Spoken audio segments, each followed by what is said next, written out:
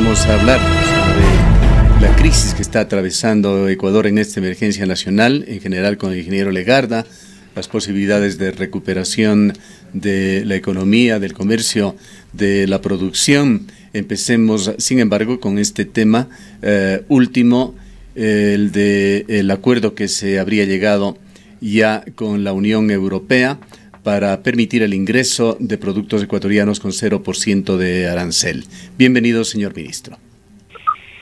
Muy buenos días, muchísimas gracias por el tiempo, por el espacio y un cordial saludo a todos en la provincia de La Suárez, en la ciudad de Cuenca y a nivel nacional, sobre todo dando un mensaje de esperanza, de fuerza para pasar los difíciles momentos que estamos atravesando como país, el mundo también. Pero dentro de eso, una excelente noticia que usted lo acaba de mencionar en el titular, que es que el día de ayer la Asamblea, por unanimidad, ha aprobado o ha ratificado el acuerdo comercial entre Ecuador y la Asociación Europea de Libre Comercio, del EFTA. Esto es una buena noticia para el país porque es otro acuerdo que permite incorporar a nuestro país en la inserción de mercados internacionales, asegurar un mercado importante, sobre todo por lo que representa Suiza y Finlandia, y de igual forma poder tener seguridad y certeza para el aumento de las exportaciones allá en ese mercado. Es un mercado muy similar a la Unión Europea, tiene un nivel de ingresos alto como lo tiene la Unión Europea, pero estos países son los que no están necesariamente o no han estado dentro de lo que es la Unión Europea, ¿no? Pero acá se complementa con esto ya todo el continente europeo. Eso quiere decir que una vez que se publique en el registro oficial este documento y se ha notificado a las contrapartes, a los 4 países que forman parte del EFTA, van a poder ya completarse el 100% del continente europeo con un acceso preferencial para nuestro país.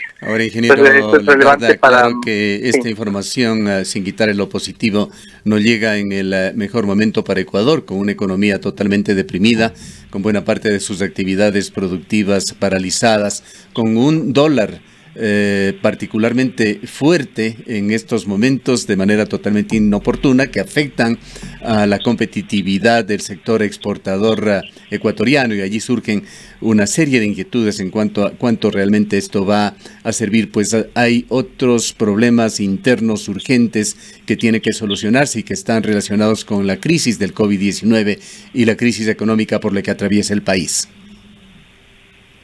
Los shocks y los problemas que estamos atravesando como país son temporales, muy fuertes, por cierto, y habrá una recesión profunda en este año, lamentablemente. El acuerdo comercial es un instrumento de largo plazo. Ahí la principal diferencia.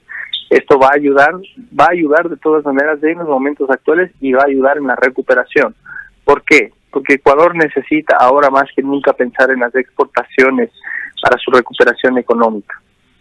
La contracción, el nivel de recesión que estamos teniendo y cómo eso va a afectar los ingresos, tiene que ser visto esto como una oportunidad para poder en la recuperación, en la estrategia de recuperación, ser más agresivos en cuanto a la necesidad de exportar más. Eso pasa, por supuesto, por también mejorar la competitividad casa adentro, ¿no? Esto quiere decir reducir los costos de producción, ser más productivos, poder tener una diversificación de productos. Por supuesto que hoy, con el problema que estamos enfrentando y los efectos que el COVID tiene sobre la economía, que han demostrado ser devastadores, no solo aquí, sino en el mundo, tenemos que ver que el mundo está en una parálisis o una semi-parálisis muy agresiva, pero esto tiene que ser visto entonces nuevamente como una oportunidad para que en la recuperación, en las acciones de recuperación que se planteen, empresas, gobierno, pueda ser considerado el acuerdo también. Ingeniero Legarda, muy buenos días. Sin duda, uno de los ámbitos más perjudicados en esta emergencia sanitaria han sido las exportaciones. ¿Cuáles son las cifras que están manejando ustedes y en qué medida esta posibilidad de ingresar con un porcentaje de 0 de aranceles, que si no me equivoco, usted sabrá corregirme, arrancaría en el mes de agosto? ¿Cuál sería el aporte que tendría y cuáles han sido los efectos que ya se han sentido durante esta emergencia sanitaria en las exportaciones? Una pregunta importante. Los efectos económicos han sido fuertes. Empecemos por comentarle a la ciudadanía que hasta la semana anterior tenemos que eran un mes, cumplimos un mes de cierre parcial de actividades, ¿no? Eso ha significado para todo el país, para las ventas de todos los sectores a nivel nacional, un lucro cesante que ha superado ya los 6.500 millones de dólares. Sí, esto es lucro cesante, quiere decir ventas que no se han podido realizar. Sobre esto hay que computar cuál sería la pérdida real, pero sin duda es una afectación a la cadena de pagos muy importante. Esto, insisto, no es solo para el sector exportador, esto ha sido para todos los sectores a nivel nacional, ¿no? Todas las empresas grandes, medianas, pequeñas, de todas las regiones. Ese es el valor que tenemos registrado hasta el momento. ¿Cuál es la estimación, la mejor que se puede hacer, señor viceministro, ante tanta incertidumbre sobre los efectos que la situación que estamos viviendo van a causar en el PIB, en el Producto Interno Bruto ecuatoriano? Bueno, se estima que la recesión pueda estar en el orden de entre el 6 y 8 o 9%. Es una recesión sumamente profunda para este año. De todas maneras, apuntar a una menor recesión, es decir, un escenario de 4 o 5%, depende de algunos factores que son, sobre todo, uno, conseguir recursos afuera, justamente por razones que usted ha mencionado antes también. El Ecuador tiene económicamente en la actualidad una serie de restricciones, que algunas de ellas producto de haber arrastrado distorsiones que se incorporaron en nuestra economía desde hace mucho tiempo atrás. Ejemplo de ello, ya lo hemos conversado en varias ocasiones, las acumulaciones de déficit que le pasan factura al país. El no haber acumulado reservas hoy día nos está pasando factura más que nunca. Adicionalmente tenemos el dólar como moneda, eso significa que no puede haber una política monetaria para absorber esos shocks como el que estamos teniendo. Y el nivel del riesgo país no permite en estos momentos que el Ecuador pueda salir a los mercados de capitales a emitir bonos, porque sería una tasa de interés casi prohibitiva, estamos hablando del 60%. Por lo tanto, las alternativas que tiene el Ecuador son dos. La una es conseguir la mayor cantidad de recursos a nivel internacional, por parte de multilaterales y de préstamos de gobierno, lo cual se está haciendo, y el ministro de Finanzas ha anunciado que esta semana ingresan algunos recursos y en mayo ingresarán otros. Todavía no son suficientes, hay que conseguir mucho más dinero para poder salir de este círculo. Pero adicionalmente lo que se puede también hacer es canalizar de mejor manera el poco ahorro interno que existe para que pueda destinarse hacia actividades de recuperación a las mismas empresas. Ahí es en donde está pensado, de esa forma está pensado la ley humanitaria que se ha enviado a la Asamblea y que contiene esta contribución tanto de personas como de empresas. Para el caso de las empresas, esa contribución irá única y exclusivamente para líneas de financiamiento al propio sector privado, ¿no? Solo las empresas que han generado más de 1 millón de utilidad en el año anterior serán las que van a aportar con esta contribución, pero los beneficiarios serán todas las empresas a través de esta facilidad de líneas de crédito o instrumentos que permitan acelerar el acceso al crédito. Ahorita lo que más se necesita para las empresas es crédito, diferir lo que más se pueda los pagos, pero también el acceso a crédito y recursos frescos, y es hacia donde se está trabajando. Por favor, sí, una de las necesidades y exigencias y peticiones para poder acceder a créditos es precisamente una reducción de las tasas de interés, cierta flexibilización también para poder precisamente acceder a estos recursos. ¿Cómo han sido los acercamientos en este caso, tanto con la banca privada como con la banca pública, para que esto sea una realidad y tanto los empresarios, los comercios del sector industrial, en general el sector productivo pueda realmente acceder a créditos que puedan ser pagables, que tengan los mejores términos y las mejores condiciones? Bueno, el fondo que se espera configurar con esta ley, con los recursos internacionales, está justamente pensado para que tenga tasas blandas y mayores plazos, ¿no? De allí, sobre las tasas de interés a nivel nacional, creo que es una necesidad enorme que se tiene que revisar todos los mecanismos posibles para, dentro de los márgenes de la ley y de los mecanismos que mantengan la estabilidad del sector financiero, también cooperativas y bancos, pueda reducir la tasa de interés en lo posible. Para eso hay que revisar nuevamente toda la normativa. Creo que el Código de Finanzas Públicas, que también ha sido ingresado a la Asamblea, puede ayudar en ese sentido, así es que esperamos justamente que eso pueda ayudar también en la compleja situación que estamos atravesando.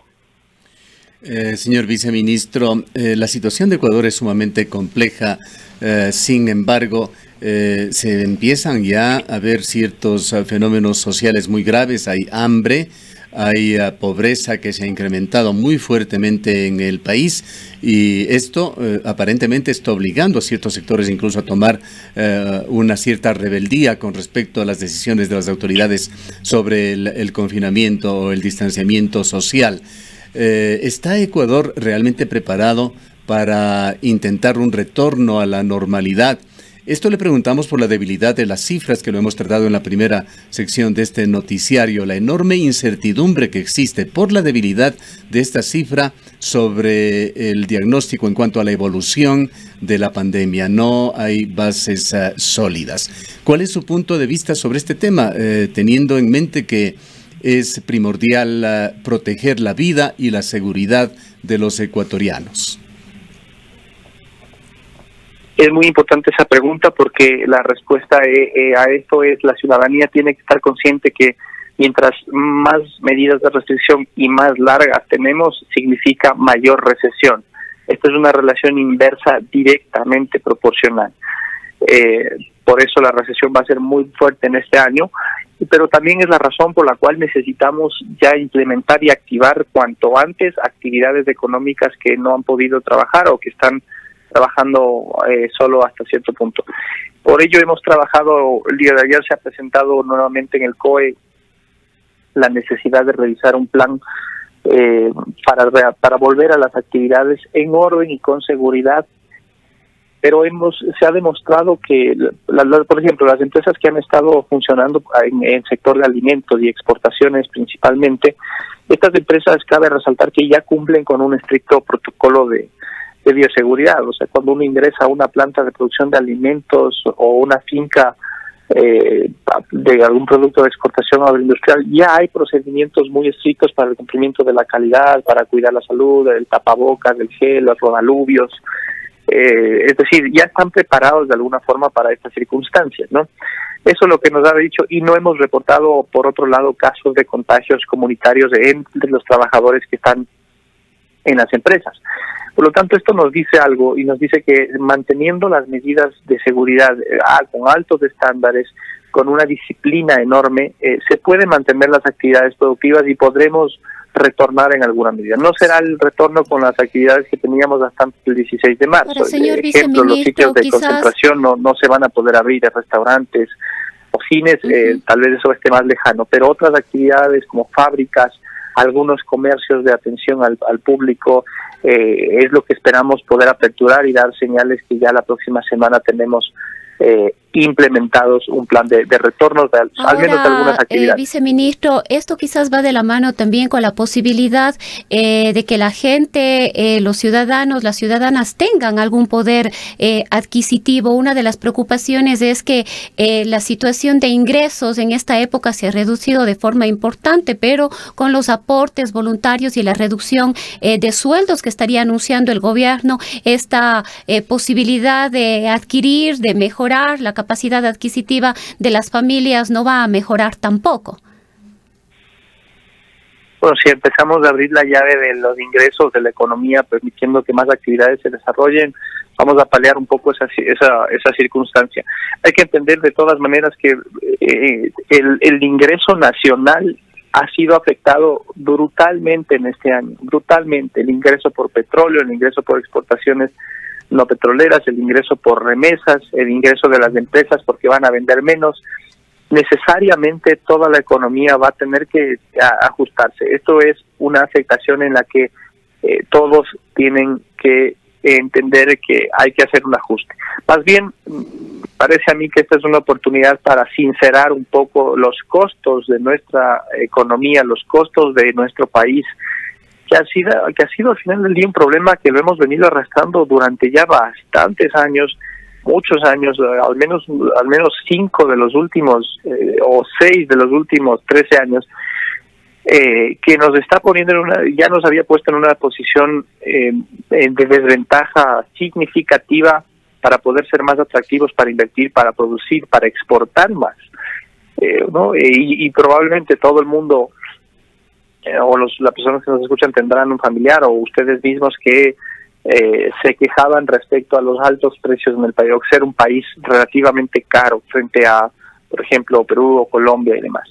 Si bien es cierto que aquí hay una consideración por tener al dólar como moneda propia, no es menos cierto que, como dice nuestro ministro Iván Montaneda, el Ecuador le perdió el respeto al dólar y empezamos a tener incrementos en ciertos rubros que afectaron la estructura de costos, que a su vez se traducen en mayores precios para los bienes y servicios, incrementos desmedidos de salarios, impuestos que distorsionaron la economía. Todo esto al final del día empezó a sumar y hoy tenemos esa estructura sobredimensionada, sin contar adicionalmente con un Estado, y lo decimos desde la casa adentro, un Estado que creció en forma insostenible y que hoy día tiene que haber un sinceramiento, un ajuste en alguna medida, tanto desde el sector público y también en el sector privado, de alguna manera hacer que esos costos puedan sincerarse. Lógicamente tenemos que precautelar la mayor cantidad de empleos posibles, tenemos que precautelar la mayor cantidad de empresas posibles, que son las que brindan el empleo, pero si no ponemos todos de lado en esta situación, va a ser muy difícil o va a ser mucho más largo la recuperación. Si bien, señor ministro, realmente lo importante es el presente y sobre todo el futuro, no hay que olvidar, sin embargo, de que hay responsabilidad tanto del gobierno de Lenín Moreno como el de Rafael Correa de no haber tomado medidas económicas más adecuadas para manejar de una mejor manera el país. Recordemos el famoso discurso de las medidas contracíclicas del gobierno de Rafael Correa, que se traducían en gastar, invertir mucho más allá incluso de lo que tenía el Estado, multiplicando varias veces esa deuda externa, y el camino que siguió el gobierno de Lenín Moreno, inyectando siempre dinero a la economía, manteniendo esa enorme estructura burocrática en el país en base a endeudamiento agresivo, creando un espejismo en la economía, como usted señala. La pregunta, señor viceministro, es ¿cuál es el sinceramiento de parte del Estado al cual usted se refiere? ¿Qué es lo que se propone? Pues creo que esta es más una opinión respecto a los temas que se han conversado antes que decisiones tomadas, pero acá tiene que haber una consideración respecto a los subsidios, a la focalización de subsidios, que tenemos un mecanismo de subsidios completamente regresivo y mal enfocado, y eso hace que los recursos no lleguen a quien tiene que llegar y se aprovechen de esto las personas que sí pueden pagar un precio de combustibles más altos. Ahora es la oportunidad, me parece, para revisarlos. Igualmente la estructura del monopolio estatal que existe con Petroecuador, creo que eso es parte de la revisión global de ello. Tenemos que también, a nivel de la estructura legislativa del país, revisar las normas que se vuelven insostenibles y que esta crisis está demostrando que la realidad superó muchísimo, por mucho, nuestra normatividad, nuestro marco normativo. Es el ejemplo del sistema laboral. ¿No? La legislación laboral que tenemos es completamente anticuada, y con el argumento de proteger los derechos del trabajador, que todos apoyamos que eso se dé, lo que ha generado es una serie de rigideces enormes en la economía que, por un lado, no han permitido crear la cantidad de empleos necesarios para toda la fuerza laboral que se incorpora año a año al país, pero por otro lado, en estas circunstancias no permiten una adaptación justamente de las empresas y de la fuerza laboral hacia las condiciones tan extremas que estamos enfrentando. Hay otro punto clave para reformar en este momento. Y a nivel estatal, para no dejar suelta también esa pregunta, yo creo que hay un espacio para revisión de muchas secretarías e instituciones públicas que más aún en este momento no tienen cabida, no se puede sostener un nivel así de burocrático, e incluso habrá que revisar también, me parece, a mí insisto, esto no es una decisión tomada, pero yo creo que es justo ahora el momento en el que se debe revisar también algunas consideraciones sobre empresas públicas y otras instituciones públicas, incluyendo algunas universidades, por ejemplo, en donde tiene que haber mayor autogestión, porque no es posible que el Estado pueda sostener todo este aparataje con la caída del nivel de ingresos y con la caída del nivel de ventas que tienen las empresas, que a través de impuestos son quienes sostienen la estructura del Estado, ¿no? Entonces aquí yo creo que hay que ser conscientes de todo eso y vamos a hacer todo el esfuerzo para poder tener esas revisiones. Hay que decir, sin embargo, que esto requiere también de poner los intereses del país por delante y dejar de lado los intereses partidistas y políticos, ¿no? Que lamentablemente salen a flote, al menos en algunos discursos en la Asamblea Nacional y en líderes políticos que no necesariamente, que yo entiendo pueden no estar de acuerdo, eso se puede discutir, ¿no es cierto? Pero ya cuando los intereses son de otra índole, entonces complican el bien común, complican el entendimiento de todos, y este momento no es momento para señalamientos ni para los intereses políticos, sino para seguir en conjunto. Otro de los temas que le mantiene expectante al país es la llegada de los recursos internacionales, de los organismos multilaterales, porque además se considera que estos recursos que estarían llegando al país, el señor ministro de Economía, Richard Martínez, habló de unos 2.000 millones de dólares que llegarían en los próximos días y que se ha convertido en una necesidad urgente para que el gobierno ecuatoriano pueda tener cierta liquidez fiscal en sus finanzas. Sin embargo, el día de ayer se pudo conocer que en la actualización del itinerario de desembolsos del Fondo Monetario Internacional hasta el día 28 de abril no constaba Ecuador. ¿Qué conocen ustedes al respecto? Como decimos, esto le mantiene de alguna manera expectante al país de preguntar y saber cuándo van a llegar estos recursos. Bueno, eso es una pregunta que tiene que responder el ministro de Finanzas, porque tiene los detalles de la información. Lamentablemente no tengo esos detalles de la información, mi ámbito de competencias es otro. Si tuviera la información, con gusto le daría, pero los recursos están por llegar, se están gestionando, son urgentes. Además de los del FMI, están algunos previstos de Banco Mundial, de CAF, de BID, y desembolsos también de gobiernos bilaterales. Todo en este momento debe sumar.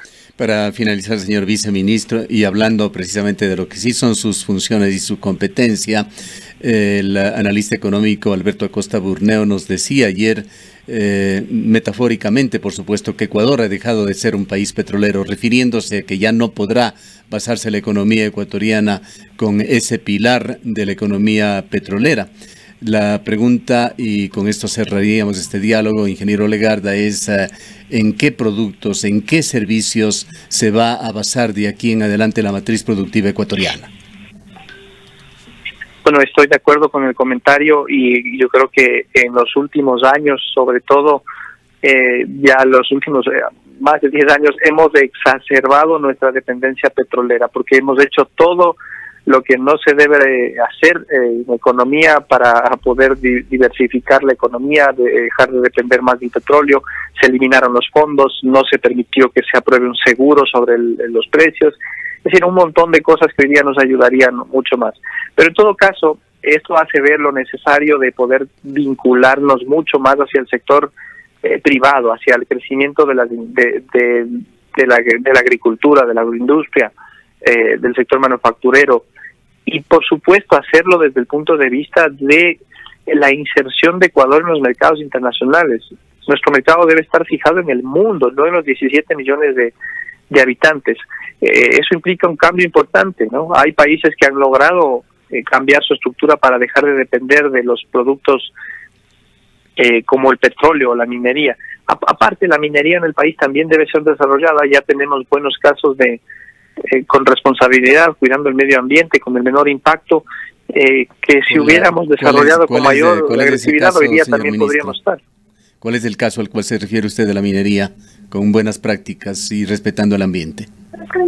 Bueno, las empresas que están operando ya, las empresas que han ingresado al país, que tienen grandes establecimientos, están en el oriente y en la provincia de la Suárez, hay proyectos interesantes también. Yo creo que ahí también se debe ver la oportunidad de poder llevar esto a cabo, pero sobre todo, el impulso a los sectores agrícolas, los sectores de manufactura, con un fin de exportación. Necesariamente tiene que haber una vinculación de exportación y la estrategia de recuperación y la estrategia productiva post-COVID del Ecuador tiene que vincularse con el mundo externo. Bien, muchas gracias por habernos atendido. Han escuchado al ingeniero Daniel Legarda, viceministro de Comercio Exterior.